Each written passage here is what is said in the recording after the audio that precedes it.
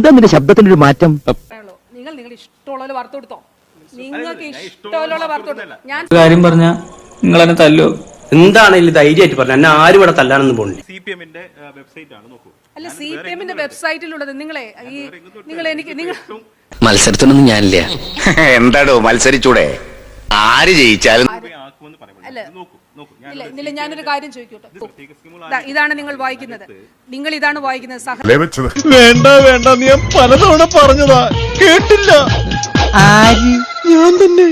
നിങ്ങൾ കൊടുക്കുന്ന വാർത്താക്കുറിപ്പ് പോലെ വ്യാജമായിരിക്കാം. നിങ്ങൾ എന്താ സമർത്ഥിക്കാൻ ശ്രമിക്കുന്നത്? ഇത് വളരെ കഷ്ടമാണ് കേട്ടോ, ഇത് വളരെ കഷ്ടമാണ്. നിങ്ങൾ കൊല്ലുമ്പോ പെട്ടെന്ന് കൊല്ലണം, ഇങ്ങനെ ഇഞ്ചിഞ്ചായിട്ട് കൊല്ലണം. നിങ്ങൾ വീണ്ടും അവിടെ തന്നെ നിൽക്കുകയാണോ? അപ്പൊ അവിടെ തന്നെ കുരുങ്ങുവാ? അതല്ല ഉദ്ദേശം. എന്തിനാണ് ഏഷ്യാനെറ്റ് ന്യൂസിനെ ബോധിപ്പിക്കുന്നത്? ഏഷ്യാനെറ്റ് ന്യൂസിനോട് പറയേണ്ട ആവശ്യം എനിക്കില്ല. ഇന്ന് മുതല് നമ്മൾ ഒരു സെറ്റപ്പ് ചെയ്തു. ഞാൻ പോയിക്കോട്ടെ. മൂത്ത ഭ്രാന്താണ്.